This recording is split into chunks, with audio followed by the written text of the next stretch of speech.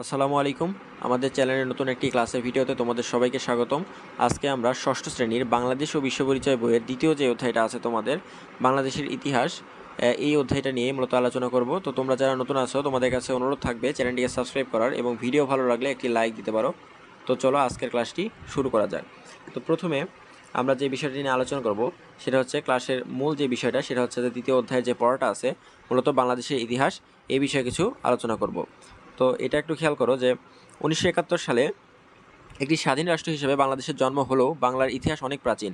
প্রাচীন যুগ থেকে হিসাব করলে এখানে অনেকগুলো বিষয়ের নাম দেওয়া হয়েছে, যেমন মৌর্য, শুঙ্গ, কুষাণ, গুপ্ত, পাল, সেন শাসকের ধারাবাহিকতায় এসেছিল মধ্যযুগ। বখতিয়ার খলজির নদিয়া জয়ের পরে বাংলায় প্রতিষ্ঠিত হয় মুসলিম শাসন। ইলিয়াসবাহী ও হোসেন শাহী বংশ বাংলায় গড়ে তোলে শক্তিশালী শাসন কাঠামো। তো এরপর কি আছে? এরপর আছে পলাশা যুদ্ধে নবাব সিরাজউদ্দৌলার পরাজয়ের পর বাংলা ও ভারতবর্ষ চলে গিয়েছিল ইংরেজদের অধীনে। অর্থাৎ পলাশীর যুদ্ধে যে নবাব সিরাজউদ্দৌলা পরাজয় হয়েছিল এবং তার ফলে বাংলা এবং ভারতবর্ষ চলে গিয়েছিল ইংরেজদের অধীনে।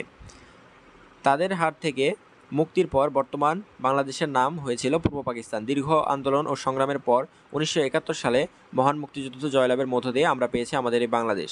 তাহলে এখানে একটা জিনিস আমরা ক্লিয়ার হলাম, এটাই যে 1971 সালে বাংলাদেশে একটি স্বাধীন রাষ্ট্র হিসেবে বাংলাদেশের জন্ম হলো। বাংলার যে ইতিহাসটা আছে এটা কিন্তু অনেক পুরনো এবং অনেক প্রাচীন ইতিহাস।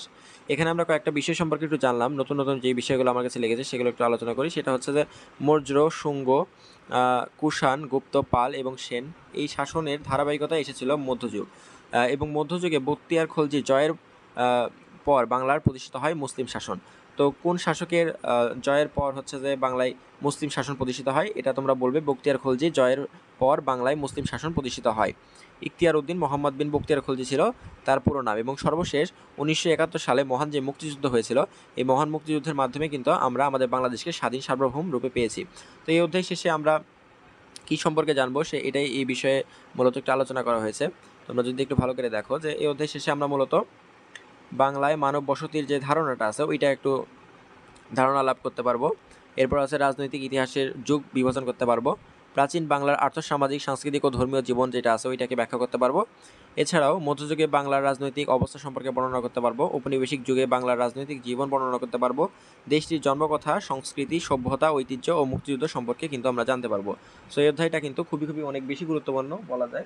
বিশেষ করে এমসিকিউ প্লাস সিকিউ এর জন্য এই অধ্যায়টা অনেক ভালোভাবে তোমাদের পড়া দরকার। প্রথম যে পার্টটা আছে এখানে দেখো যে বাংলাদেশের মানব বসতি ও রাজনৈতিক ইতিহাস। তো বাংলাদেশের মানব বসতিটা কীভাবে আসলো বা রাজনৈতিক ইতিহাসটাই বা কী, এখানে এই বিষয় নিয়ে আলোচনা করা হবে। তো প্রাচীনকাল থেকে বাংলাদেশের এই ভূখণ্ডে মানব বসতির অস্তিত্ব ছিল। সাম্প্রতিক আবিষ্কৃত প্রত্ননিদর্শন থেকে প্রমাণ হয়েছে এই ভূমির প্রাচীনতা। চট্টগ্রামের রাঙামাটি, সীতাকুণ্ড, কুমিল্লার লালমাই, হবিগঞ্জের চুনারুঘাট, নরসিংদীর ওয়ারী, বটেশ্বরে পাওয়া গেছে প্রাগৈতিহাসিক যুগের হাতিয়ার। এর মধ্যে রয়েছে পাথর ও ফসিল, হাতের হাতকুড়াল, বাটারি, তীরের ফলক ইত্যাদি। এই সময়ে মানুষ বনে বাজারে ঘুরে যাযাবরের মতো জীবনযাপন করেছে। অর্থাৎ যাযাবর বলতে এখানে এমন একটা জাতিকে বোঝানো হচ্ছে যারা বনে বাজারে ঘুরে জঙ্গলি মানুষের মতো জীবনযাপন করে। তো এটা হচ্ছে বাংলাদেশের মানব বসতি এবং রাজনৈতিক ইতিহাস ছিল। তাহলে এখানে একটা জিনিস আমরা বুঝলাম যে প্রাচীনকাল থেকে বাংলাদেশের মানুষ এই যে বর্তমানে আমাদের বাংলাদেশের ভূখণ্ডটা দেখছি, এখানে কিন্তু মানুষ বাংলাদেশের জন্মের আগে থেকে বা প্রাচীনকাল থেকে কিন্তু এখানে মানুষের অস্তিত্ব ছিল। সেটা আমরা কীভাবে পাই? চট্টগ্রামের এই যে রাঙামাটি, সীতাকুণ্ড, এই জায়গাগুলো থেকে কিন্তু দেখা যায়। অর্থাৎ এইগুলো প্রাচীন আমলের কিছু নিদর্শন এখানে দেখা গেছে। এছাড়াও নরসিংদী জেলার যে ওয়ারী এবং বটেশ্বর নামে দুইটা গ্রাম আছে, এখানেও কিন্তু অনেক প্রাচীন যে নিদর্শনটা আছে যে আমাদের এই বাংলাদেশে যে প্রাচীন মানুষেরা বসবাস ছিল সেই বিষয়টা কিন্তু পাওয়া গেছে। তো এখান থেকে আমরা এটাই বলতে পারি। তো এরপর বগুড়া, মহস্থানগড় এবং নরসিংদীর ওয়ারী, বটেশ্বরে গড়ে উঠেছিল মানব বসতি। তো বগুড়া, মহস্থানগড় এবং এই যে নরসিংদীর ওয়ারী, বটেশ্বর, এগুলোতে কিন্তু গড়ে উঠেছিল সমৃদ্ধ একটা মানব বসতি। তো মহস্থানগড়ে অবস্থিত প্রাচীন নগরটির নাম হলো পুণ্ডনগর। মহস্থানগড়ে যে প্রাচীন নগরটি আছে, এই প্রাচীন নগরটির নাম কিন্তু হচ্ছে যে পুণ্ডনগর। হ্যাঁ, এরপর হচ্ছে যে যা খ্রিস্টপূর্ব 4র্থ শতকে, এই যে খ্রিস্টপূর্ব এই পুণ্ডনগরটা খ্রিস্টপূর্ব 4র্থ শতকে গড়ে উঠেছিল। এই পুণ্ডনগর তাহলে কবে গড়ে উঠেছিল? খ্রিস্টপূর্ব হচ্ছে যে 4র্থ শতকে কিন্তু এই পুণ্ডনগরটা গড়ে উঠেছিল। এটা তোমরা একটু দেখো, মার্ক করে নেবে যে খ্রিস্টপূর্ব 4র্থ শতকে গড়ে উঠেছে। আর ওদিকে ওয়ারী, বটেশ্বর থেকে পাওয়া গিয়েছে গুরুত্বপূর্ণ মানব বসতির চিহ্ন। সমসাময়িক ভারতের যে উপমহাদেশের 16টি মহাজনপদের নাম জানা যায়। তো এই বিষয়গুলো একটু ভালো করে দেখে নেবে। উপমহাদেশের বিভিন্ন জনপদের মৌর্য যুগ পূর্ব রাজনৈতিক ইতিহাস জানা যায়। বর্তমানে বাংলাদেশ অংশের ইতিহাসের প্রাথমিক নিদর্শন হিসেবে প্রাপ্ত শিলালিপিটি মৌর্য যুগের বলে মনে করা হয়। অনেকের মতে লিপিটি সম্রাট আশিকের জারিকৃত। এই শিলালিপির বিবরণ থেকে অনুমান করা হয় মৌর্য সম্রাট অশোক পুণ্ড্রনগর শাসন করেছেন।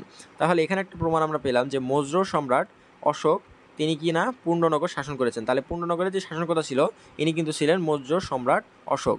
তো এরপর আছে তারপর ধারাবাহিকতা বিভিন্ন রাজবংশ বাংলাদেশের বর্তমান ভূখণ্ড শাসন করেছে। গুপ্ত যুগ, শশাঙ্ক, পাল রাজবংশ, এখানে কিন্তু সেন রাজবংশ সহ আরও অনেক রকমের রাজবংশের কথা উল্লেখ আছে। অর্থাৎ এক এক সময় এক এক রকমের শাসক আমাদের বাংলাদেশের যে বর্তমানে ভূখণ্ড আছে এই ভূখণ্ডকে শাসন করেছে। তো এটা তোমরা একটু ভালো করে দেখে নেবে। যেমন প্রথমে যদি একটু আলোচনা করতে হয় তাহলে প্রথমে আসে গুপ্ত যুগ। আমাদের দেশের বিস্তারিত ইতিহাস জানা গিয়েছে গুপ্ত যুগ থেকে। তারা ভারত উপমহাদেশের উত্তর অঞ্চলের শাসক ছিল। বাংলাদেশের উত্তরাঞ্চলে পূর্ববর্ধ ভুক্তি নামে একটি প্রদেশ গুপ্তদের শাসনাভুক্ত ছিল। অর্থাৎ কী বোঝাচ্ছে, বাংলাদেশের উত্তরাঞ্চল অর্থাৎ যেটা বর্তমানে রংপুর বা রাজশাহী বিভাগের আন্ডারে আছে, তো এই উত্তরাঞ্চল পুণ্ড্রবর্ধন ভুক্তি নামে একটি প্রদেশ গুপ্তদের শাসনাভুক্ত আমল ছিল। মানে এই জায়গায় একটা প্রদেশ ছিল, বর্তমানে যেটা হচ্ছে বাংলাদেশের উত্তরবঙ্গ ধরা হয়, সেই উত্তরবঙ্গে অর্থাৎ রাজশাহী এবং রংপুর যে বিভাগের অঞ্চলটা আছে এই অঞ্চলে কিন্তু গুপ্ত যুগের একটা শাসন ছিল। তো আমাদের মনে রাখতে হবে আজকের বাংলাদেশ, এই যে দেখো আমাদের মনে রাখতে হবে আজকের বাংলাদেশ প্রাচীনকালে একক কোনো দেশ ছিল না। বাংলাদেশের বিভিন্ন অঞ্চল পুণ্ড্রবর্ধন, বঙ্গ, সমতট, গৌড়ী, বরেন্দ্র, হারিকেল বিভিন্ন জনপদে পরিচিত ছিল। অর্থাৎ এগুলো এক একটা প্রদেশে বিভক্ত ছিল, এটাই মূলত বোঝানো হয়েছে। তো এরপরে যদি দ্বিতীয় বিষয় নিয়ে আলোচনা করি সেটা হচ্ছে যে শশাঙ্ক। তো শশাঙ্ক কি, এটা হচ্ছে মূলত রাজা শশাঙ্কের রাম অনুসারে সম্ভবত এটা দেওয়া হয়েছে। একটু দেখো যে গুপ্ত শাসন পতনের পর কয়েকজন রাজার নাম পাওয়া যায়। তো পরবর্তী গুপ্ত নামে পরিচিত এই সময়কালের তিনজন বিখ্যাত রাজা ছিলেন গোপচন্দ্র, ধর্মাদিত্য, সৌরভবেদ। আচ্ছা, এটা হচ্ছে সমাচারবেদ, যদিও এটা আমি একটু ভুল বলেছিলাম। আচ্ছা, তো এই সময়কাল তিনজন বিখ্যাত রাজা ছিলেন যাদের নাম ছিল গোপচন্দ্র, ধর্মাদিত্য এবং সমাচারবেদ। তারপর সপ্তম শতকে শশাঙ্ক নামে একজন প্রতাপশালী শাসকের পরিচয় পাওয়া যায়। ইনি ছিলেন রাজা শশাঙ্ক। তিনি গৌড়ের শাসক ছিলেন। তার উপাধি ছিল মূলত গৌড়েশ্বর। তো এই যে রাজা শশাঙ্কের কথা এখানে বলা হয়েছে, রাজা শশাঙ্কের যে উপাধিটা ছিল সেটা কিন্তু ছিল গৌড়েশ্বর। এবং তার মৃত্যুর পর প্রায় 100 বছর প্রাচীন বাংলায় কোনো স্থায়ী শাসক ছিল না। বিশৃঙ্খল অবস্থায় বাংলার ছোট ছোট রাজ্যগুলো নিয়ে কলহ এবং যুদ্ধ জড়িয়ে পড়েছিল। এরপর আছে পাল রাজবংশ। পাল রাজবংশ বাংলায় দীর্ঘদিন শাসন করে। এখন এটা কিভাবে শাসন করেছে সেটা একটু দেখে নাও। পাল রাজবংশ বাংলায় দীর্ঘদিন শাসন করে। এই বংশের প্রতিষ্ঠাতা ছিলেন রাজা গোপাল। তাহলে পাল রাজবংশের প্রতিষ্ঠাতাকে রাজা গোপাল। তিনি মাৎস্যন্যায় তথা মাছের রাজত্বের মতো অরাজকতা দূর করে গৌড়ের সিংহাসনে বসেছিলেন। গোপালের পর ধর্মপাল, দেবপাল, রামপাল, মহিপাল ছিলেন বংশের বিখ্যাত শাসক ছিলেন। পাল বংশ প্রায় 400 বছর বাংলা শাসন করে। তাদের সময়কালে রাজনীতি, অর্থনীতি, স্থাপত্য, চিত্রশিল্পী, শিল্পকলায় সমৃদ্ধ হয়েছিল বাংলা। নওগাঁ জেলার বিখ্যাত পাহাড়পুর মহাবিহার পাল যুগের একটা নিদর্শন। তো এখানে আমরা একটা জিনিস বুঝতে পারলাম যে নওগাঁ জেলায় যে ঐতিহাসিক স্থাপত্যগুলো রয়েছে, যেগুলো পূর্বে সৃষ্টি করা হয়েছে বা তৈরি করা হয়েছে, তো এই মহান মহান যে নিদর্শনগুলো আছে এগুলো কিন্তু পাল রাজবংশের আমলের একটা ঐতিহ্য। তো এরপর আছে তোমাদের সেন রাজবংশের। তো সেন রাজবংশ বলতে মূলত কী বোঝাচ্ছে সেটা হচ্ছে একটু দেখে নিই চলো। ভারতের দক্ষিণাঞ্চলের কর্ণাটক থেকে পালদের সেনাবাহিনীতে চাকরি করার জন্য বাংলায় এসেছিল সেনরা। তো এটা জিনিস আমরা বুঝলাম যে ভারতের যে দক্ষিণাঞ্চল ছিল এই দক্ষিণাঞ্চলের কর্ণাটক থেকে পালদের সেনাবাহিনীতে চাকরি দেওয়ার জন্য কিন্তু বাংলায় সেনরা এসেছিল। সেন একটা সাম্রাজ্যকে বোঝাচ্ছে তৎকালীন সময়ে। তো এরপর ভারতের দক্ষিণাঞ্চলে এই যে সেনরা এসেছিল, দুর্বল পাল রাজা মদন পালকে পরাজিত করে বিজয় সেন ক্ষমতা দখল করে। তারপর রাজা ছিলেন বল্লাল সেন ও লক্ষণ সেন। বিজয় সেন এবং বল্লাল সেন ছিলেন শৈব সম্প্রদায়ের। পরে লক্ষণ সেন হয়ে ওঠেন বৈষ্ণব সম্প্রদায়ের অনুরাগী। লক্ষণ সেনকে পরাজিত করে তুর্কি সেনাপতি ইখতিয়ার উদ্দিন মোহাম্মদ বখতিয়ার খলজি নদিয়া জয় করেন। তবে এটা মাঝে মধ্যে প্রশ্নে আসতে পারে যে কোন সেনাপতি আসলে নদিয়া জয় করেছিলেন। তো তার নাম এই যে এখানে দেখো তোমরা, ইখতিয়ার উদ্দিন মোহাম্মদ বিন বখতিয়ার খলজি, ইনি নদিয়া জয় করেন। তবে লক্ষণ সেনের পর তার দুই ছেলে বিশ্বরূপ সেন এবং কেশব সেন বিক্রমপুর থেকে কিছুদিন এই এলাকায় শাসন করেছিলেন। তো তো এরপর আছে প্রাগৈতিহাসিক যুগের কিছু প্রত্নতত্ত্বর প্রাপ্ত উপকরণ সহ নামের তালিকা তোমরা প্রস্তুত করো। এরপর আছে বাংলার জনপদগুলোর একটি তালিকা প্রস্তুত করো, যে বাংলার আসলে কী কী জনপদ ছিল এবং প্রাচীন বাংলার রাজবংশের তালিকা। এটা তোমরা একটু দেখে খেয়াল করো যে প্রাচীন বাংলার যে রাজবংশের তালিকাগুলো সেগুলো একটু আগে আমরা কিন্তু পড়ে এসেছি। সেগুলো হলো প্রথমত ছিল এখানে গুপ্তযুগ, গুপ্তযুগের পরে পাল রাজবংশ, তারপর সেন রাজবংশ, আরও অনেক কিছু। পার্ট 4 একটু আলোচনা করি। পার্ট 4 আছে হচ্ছে প্রাচীন বাংলার সমাজ, অর্থনীতি এবং হচ্ছে ধর্ম। তো প্রাচীন বাংলার সমাজ, অর্থনীতি এবং ধর্ম আসলে কি ছিল? প্রথমত কৃষি। প্রাচীন যুগে বাংলার অর্থনীতি ছিল কৃষি নির্ভর। ধান ছিল প্রধান ফসল, প্রচুর আখও উৎপাদন হতো। আখ থেকে উৎপাদন করা হতো গুড় চিনি। এই গুড় চিনি বিদেশে রপ্তানি করার কথা জানা গিয়েছে। তুলা, সরিষা, পাট, চায়ের জন্য পরিচিত ছিল বাংলার। তখন নারিকেল, সুপারি, আম, কাঁঠাল, কলা, ডুমুর প্রভৃতি ফলের কথাও জানা যায়। তার মানে এটা হচ্ছে প্রাচীন বাংলার যে সমাজ ছিল বা আমাদের যে অর্থনীতি ছিল এটা মূলত কৃষি নির্ভর ছিল, এটাই বুঝাইছে। এরপর আছে কুটির শিল্প। তো কুটির শিল্প কি? সেটা হচ্ছে প্রাচীন যুগ থেকে বাংলার তাঁতিরা মিহি সুতি, রেশমি কাপড় বুনতে পারদর্শী ছিল। আমাদের মসলিন কাপড় ছিল পৃথিবী বিখ্যাত, যা রপ্তানি করা হতো। অর্থাৎ আমাদের বাংলাদেশের যে এই বিখ্যাত মসলিন যে কাপড় ছিল, মসলিন কাপড়, এটা কিন্তু বিদেশে রপ্তানিও করা হতো। তখন উন্নত মানের মৃৎপাত্র, ধাতব পাত্র, অলঙ্কারও নির্মাণ করা হতো। প্রাচীন বাংলার পোড়ামাটি, ধাতু ও পাথরের ভাস্কর্য এবং মূর্তি ছিল প্রশংসনীয়। ছাপান্বিত রৌপ্য মুদ্রা, স্বল্প মূল্যবান পাথর, কাচের পুঁথিও তৈরি করা হতো তখন। তো এটাই হচ্ছে মূলত কুটির শিল্পের যে বিষয়টা বোঝানো হয়েছে সেটা আমাদের অর্থনীতির একটা অংশ। এরপর ছিল ব্যবসা বাণিজ্য। কৃষির যে অতিরিক্ত ফসল এবং শিল্পক্ষেত্রে উৎপাদন বাড়ায় ব্যবসা বাণিজ্যে বিকাশ লাভ করে। প্রথমত আমাদের কৃষি পণ্যই ছিল একমাত্র অর্থনীতি অঞ্চলের প্রধান বিষয়। তো কৃষি পণ্য যখন লাভবান হওয়া শুরু করলো, তারপর ব্যবসা বাণিজ্যে মানুষ হচ্ছে যে ঝুঁকতে শুরু করলো। কৃষির অতিরিক্ত ফসল এবং শিল্পক্ষেত্রে উৎপাদন যখন বাড়ে, তখনই ব্যবসা বাণিজ্যে বিকাশ লাভ করতে শুরু করে। নদীর তীরগুলোতে গড়ে উঠেছিল হাট, বাজার, গঞ্জ। ব্যবসা বাণিজ্য নদীপথেই করতে হতো বেশি। ওয়ারী, বটেশ্বর ও পুণ্ডনগর তথা মহাস্থানগড় ছিল সমৃদ্ধ নদী বন্দর। ভারতবর্ষের বিভিন্ন বন্দর ছাড়াও দক্ষিণ পূর্ব এশিয়ার ভূমধ্যসাগর অঞ্চলে প্রেরণ করা হতো তৎকালীন বাংলার পণ্য। তাহলে বাংলার যে পণ্যগুলো ছিল এগুলো কিন্তু দক্ষিণ পূর্ব এশিয়ার ভূমধ্যসাগর অঞ্চলেও প্রেরণ করা হতো। এরপর আছে ধর্ম, মত ও সম্প্রদায়। অনুমান করা হয় যে পাথর যুগে এই অঞ্চলের মানুষ বিভিন্ন অঞ্চলের মতো পাহাড়, পর্বত, নদ নদী, সূর্য, চন্দ্র প্রভৃতি পূজা করত। এটা হচ্ছে মানে বাংলার যে প্রাচীন মানুষের যে ধর্মের চর্চা ছিল সেই বিষয়টা আলোচনা করা হয়েছে। আর দীর্ঘ সময় বৌদ্ধ শাসকদের পৃষ্ঠপোষকতায় এদেশে বৌদ্ধ ধর্ম প্রাধান্য লাভ করে। পাল সম্রাটগণ বৌদ্ধ ধর্মের পৃষ্ঠপোষকতা করেন। ধর্মীয় সম্প্রীতিকে পাল যুগেই বৈশিষ্ট্য হিসেবে চিহ্নিত করা হয়। তো ধর্মীয় সম্প্রীতিকে পাল যুগের বৈশিষ্ট্য হিসেবে তারা চিহ্নিত করেছে। তো এরপর আছে বাংলাদেশের কুটির শিল্পের একটি তালিকা প্রস্তুত করো। তো সেই তালিকাটা তোমরা এই যে এখানে যে কুটির শিল্পের ব্যাখ্যাটা দেওয়া হয়েছে এখান থেকে কিন্তু তোমরা পেয়ে যাবে যে কুটির শিল্পের এখানে যে বর্ণনাটা দেওয়া হয়েছে এটা ভালো করে পড়ে মুখস্থ করে নিয়ে এখান থেকেই কিন্তু এই যে কাজটা দেওয়া হয়েছে এই কাজের অ্যান্সার কিন্তু পেয়ে যাবে। এরপর আছে প্রাচীন বাংলায় বিনোদন, স্থাপত্য, ভাস্কর্য এবং চিত্রকলা। তো প্রথমে আসে প্রাচীন বাংলার বিনোদন। প্রাচীন যুগে বাংলাদেশের বিনোদনের অংশ হিসেবে নাচ, গান, নাটক, মল্লযুদ্ধ, কুস্তি খেলা এগুলোর প্রচলন ছিল। পাহাড়পুর বৌদ্ধবিহার নাটক মঞ্চস্থ হওয়ার প্রমাণ পাওয়া যায়। অর্থাৎ পাহাড়পুর বৌদ্ধবিহার যেখানে আছে সেখানে কিন্তু নাটক মঞ্চস্থ হয়েছিল পূর্বে, এটা কিন্তু প্রমাণ পাওয়া যায়। আর মন্দিরের সেবাদাসীদের সকলকে নৃত্য, গীত, বাদ্য পটীয়সী হতে হতো। পোড়ামাটি ফলকে কাসর, করতাল, ঢাক, বীণা, বাঁশি, মৃদঙ্গ, ভাণ্ড প্রভৃতি বাদ্যযন্ত্র কিন্তু দেখা যায়। তো এটাই হচ্ছে প্রাচীন বাংলা মূলত বিনোদনের যে উপকরণ ছিল সেটার কিছু প্রমাণ আমরা পেয়েছি। আর প্রাচীন বাংলা যে স্থাপত্য ছিল, প্রাচীন বাংলার স্থাপত্যের মধ্যে উল্লেখযোগ্য স্থাপত্য হচ্ছে এটাই যে প্রাচীনতম নিদর্শন হিসাবে মহাস্থানগড়, ওয়ারী, বটেশ্বর থেকে ইট নির্মিত স্থাপত্য আবিষ্কার করা সম্ভব হয়েছে। বাংলার মানুষ স্থাপত্য শিল্পে উৎকর্ষ অর্জন করে পাল শাসনামলে। তাহলে এই যে বাংলার মানুষ স্থাপত্য শিল্পের উৎকর্ষ অর্জন করে কোন শাসনামলে? এটা কিন্তু পাল শাসনামলে কিন্তু এটা অর্জন করেছিল। সম্রাট ধর্মপাল একাই 50টি বৌদ্ধবিহার নির্মাণ করেছিল, যা জনশ্রুতি রয়েছে। তার মানে সম্রাট যে ধর্মপাল ছিল এই ব্যক্তি একাই কিন্তু 50টির মতো বৌদ্ধবিহার নির্মাণ করেছে বলে জনশ্রুতি রয়েছে, মানে মানুষের মুখে মুখে যে কথাগুলো শোনা যায়। চিত্রে যে তোমরা যেটা বিষয় দেখতে পাচ্ছ, প্রথমত হচ্ছে সোমপুর মহাবিহার যেটা নওগাঁয় অবস্থিত, এটার ছবি, এবং পরবর্তীতে এটা হচ্ছে শালপন বিহার, এটা ময়নামতি, কুমিল্লা। এই দুইটা নিদর্শন আমাদের বাংলাদেশের প্রাচীন আমলের নিদর্শন।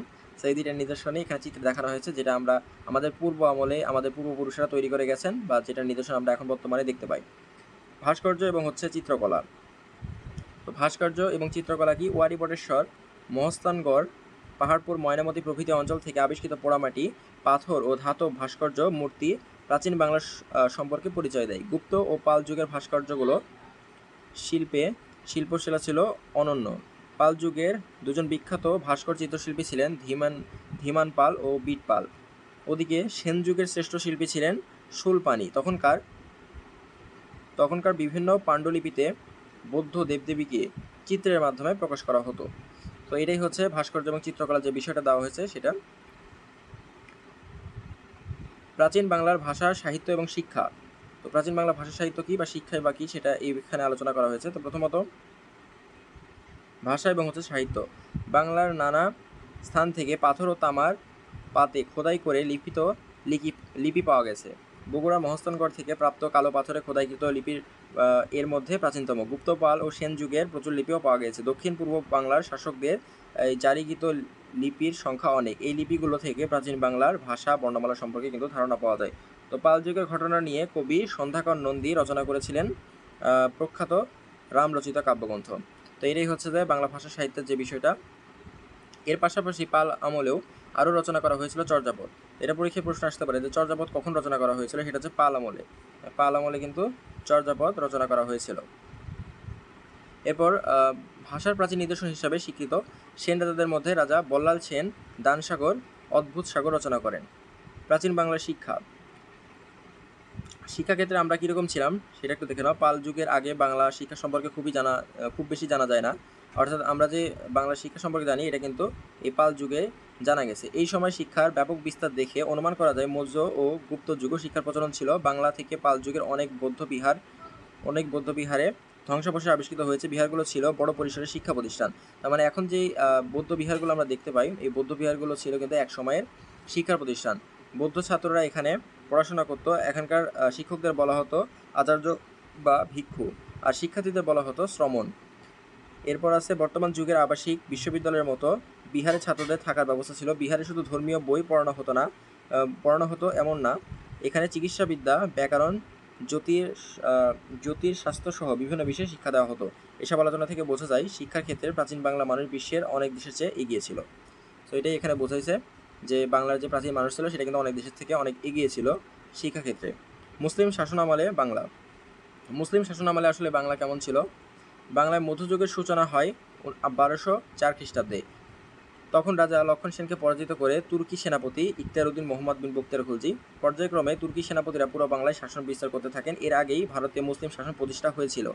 দিল্লি ছিল তাদের রাজধানী। দিল্লি সুলতানদের পাঠানো সেনাপতিরা বাংলায় প্রশাসকের দায়িত্ব পালন করতেন। দিল্লি থেকে বাংলার দূরত্ব অনেক ছিল, যোগাযোগ ব্যবস্থা ভালো ছিল না। সম্পদে পরিপূর্ণ হয় বাংলার দায়িত্বপ্রাপ্ত শাসকগণ তখন কী করতেন? স্বাধীনভাবে দেশ পরিচালনা করার ইচ্ছা করতেন। তারা অনেকেই দিল্লির সুলতানদের বিরুদ্ধে স্বাধীনতা ঘোষণা করেছেন। সুলতান শামসুদ্দিন ইলিয়াস শাহর সময় পুরো বাংলা স্বাধীন হয়। তাহলে কার সময় পুরো বাংলা স্বাধীন হয়েছিল? সেটা হচ্ছে সুলতান শামসুদ্দিন ইলিয়াস শাহের সময় পুরো বাংলা স্বাধীন হয়েছিল। বাংলার স্বাধীনতা টিকেছিল 1338 খ্রিস্টাব্দ থেকে 1538 খ্রিস্টাব্দ, অর্থাৎ এই 200 বছর বাংলার স্বাধীনতা টিকেছিল। বাংলার স্বাধীন এই 200 বছর ইতিহাস গুরুত্বপূর্ণ। সুলতানি বংশ শাসন করেছিল। তাহলে এই যে 200 বছর শাসন হয়েছিল এটা কিন্তু গুরুত্বপূর্ণ, যে সুলতানি বংশ ছিল এটা কিন্তু শাসন করেছিল। আর যার একটি ইলিয়াস শাহী এবং অন্যটি হোসেন শাহী বংশ নামে সুপরিচিত। হোসেন শাহী বংশের শ্রেষ্ঠ শাসক ছিলেন আলাউদ্দিন হোসেন শাহ। 1526 সালে দিল্লি সুলতানি শাসনের অবসান ঘটে। তখন দিল্লিকে কেন্দ্র করে ভারতে মুঘল শাসনের শুরু হয়। তো এই যে মুঘল শাসনটা শুরু হয়েছিল এটা কিন্তু 1526 সালে। তো তারাও কিন্তু প্রথমে সফল হয়নি। বিহার অঞ্চলে তখন আফগানদের জমিদারি ছিল। তাদের বিখ্যাত নেতা ছিলেন শের খান সুর। তিনি শের শাহ নামে দিল্লির সিংহাসনে বসেছিলেন। তার মধ্যেই বাংলা শুরু হয়ে গেছিল আফগান শাসন।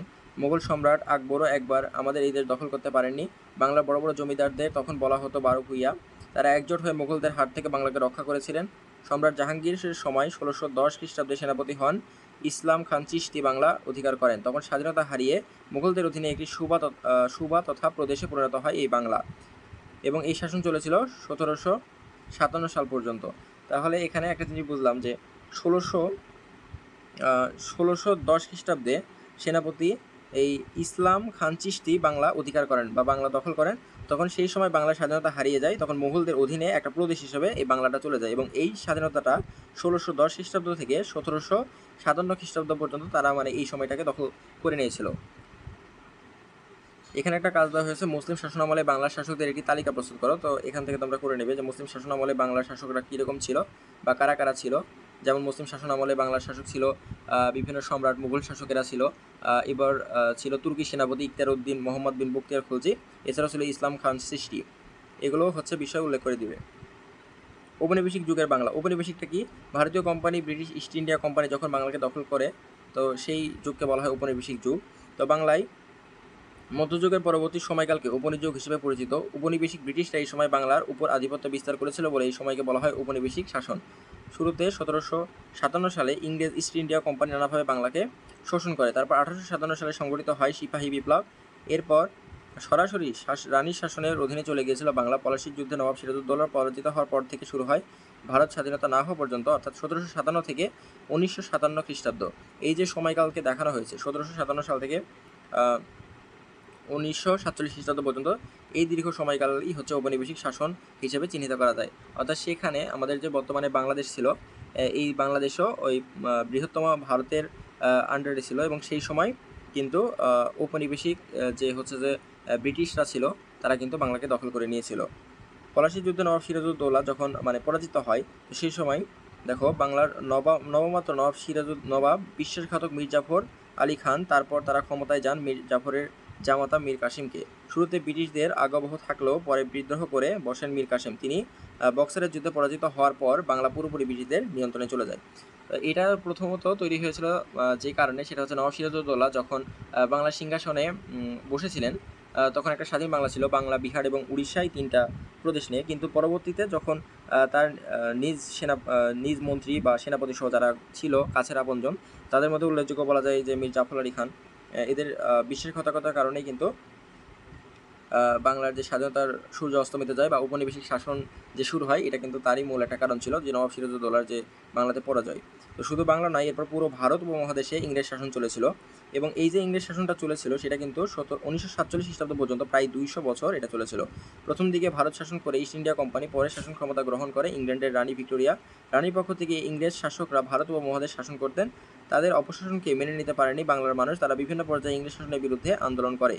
ফকির সন্ন্যাসী বিদ্রোহ, সিপাহী বিপ্লব, তিতুমিরের বিদ্রোহ, ফরেজি আন্দোলন, নীল বিদ্রোহ সহ অনেকগুলো আন্দোলন ও সংগ্রাম গড়ে ওঠে তাদের বিরুদ্ধে। শেষ অবধি শুরু হয় বিখ্যাত ভারত ছাড় আন্দোলন। ইংরেজরা 1947 খ্রিস্টাব্দে ভারত উপমহাদেশ ছেড়ে চলে যেতে বাধ্য হয়। এর ফলে ভারত পাকিস্তান নামে দুটি স্বাধীন রাষ্ট্রের জন্ম হয়েছিল।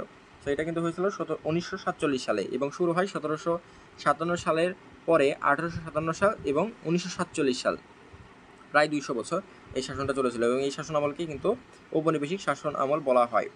এরপর একদম আমাদের অনুশীলনীর শেষ পার্টে আমরা চলে এসেছি। সেটা হচ্ছে বাংলাদেশ, বর্তমান বাংলাদেশ যেটা আছে সেই দেশের জন্ম কীভাবে হলো সেটা একটু দেখে নাও। যে পাকিস্তান ছিল 2টি ভিন্ন অঞ্চল নিয়ে গঠিত। অর্থাৎ যখন 1947 সালে ঔপনিবেশিক শাসকরা পরাজিত হওয়ার পর পাকিস্তান এবং ভারত এই 2টি আলাদা রাষ্ট্রের জন্ম হয়, তখন যে পাকিস্তানের 2টা ভিন্ন অঞ্চল নিয়ে গঠিত হয়েছিল। ভৌগোলিকভাবে অনেকটা দূরে অবস্থিত 2টি ভূখণ্ডের পশ্চিম অঞ্চলটিকে বলা হতো পশ্চিম পাকিস্তান, আর পূর্ব অঞ্চলটিকে বলা হতো পূর্ব পাকিস্তান, তথা এই পূর্ব পাকিস্তান এটা আমাদের বর্তমান বাংলাদেশ। তৎকালীন 2 ভূখণ্ডে বিভক্ত পাকিস্তানের শাসন ক্ষমতা ছিল পশ্চিম পাকিস্তানিদের হাতে। তারা নানাভাবে পূর্ব পাকিস্তানের মানুষদের শোষণ করত। একটা পর্যায়ে অধিকার আদায়ের সংগ্রামে একত্রিত হয় পূর্ব পাকিস্তানের মানুষ। পশ্চিম পাকিস্তানি শাসকরা বুঝতে পারে পূর্ব পাকিস্তানের ওপর তাদের আধিপত্য আর রাখা সম্ভব নয়। 1971 সালে 25শে মার্চ পাকিস্তানি সৈন্যবাহিনী আক্রমণ চালিয়ে গণহত্যা শুরু করে। তাদের বিরুদ্ধে প্রতিরোধ গড়ে তোলে পূর্ব পাকিস্তানের মানুষ। 26শে মার্চ তারিখে মেজর জিয়াউর রহমান চট্টগ্রামের কালুঘাট বেতার কেন্দ্র থেকে বাংলাদেশের স্বাধীনতার ঘোষণা করেন। এরপর তিনি 27শে মার্চ বঙ্গবন্ধু শেখ মুজিবুর রহমানের পক্ষে আবারও স্বাধীনতা ঘোষণা দেন। দীর্ঘ 9 মাস রক্তক্ষয়ী যুদ্ধের মাধ্যমে 10 ডিসেম্বর 1971 সালে জন্ম নেয় নতুন স্বাধীন সার্বভৌম বাংলাদেশ। এটাই হচ্ছে যে আমাদের সর্বশেষ যে স্বাধীন সার্বভৌম বাংলাদেশের জন্মটা আসলে এইভাবেই হয়েছিল।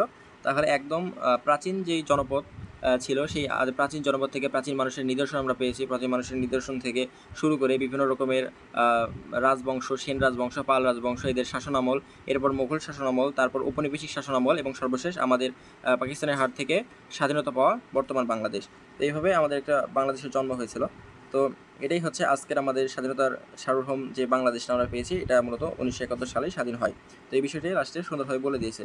তো এই অধ্যায়ে আমরা মূলত জানলাম যে বাংলাদেশের একদম শুরু থেকে শেষ পর্যন্ত কীভাবে আজকের এই বাংলাদেশটা তৈরি হয়েছে, অর্থাৎ বাংলাদেশের ইতিহাস সম্পর্কে এই অধ্যায়ে কিন্তু আমরা জানলাম। তো এই অধ্যায় শেষে কিন্তু আমরা এই বিষয়গুলো ক্লিয়ার হতে পেরেছি যে বাংলায় মানব বসতির ধারা বর্ণনা করা, রাজনৈতিক ইতিহাস, বাংলা মানুষের আর্থসামাজিক সাংস্কৃতিক ইতিহাস, তারপর মধ্যযুগের বাংলার রাজনৈতিক অবস্থা, ঔপনিবেশিক যুগে রাজনৈতিক যে জীবন অর্থাৎ ব্রিটিশ শাসনামলের যে জীবনযাপন ছিল সেটা, এবং দেশটির জন্মকথা। তো সর্বশেষ আজকের মতো এই পর্যন্তই ক্লাসটা রাখলাম। তো সামনের দিন এটার পরবর্তী যে অধ্যায়টা আছে, অর্থাৎ তৃতীয় অধ্যায় বাংলাদেশের সংস্কৃতি ও সমাজ, এই বিষয়ে নিয়ে আলোচনা করব। তো আজকের মতো এই পর্যন্তই শেষ।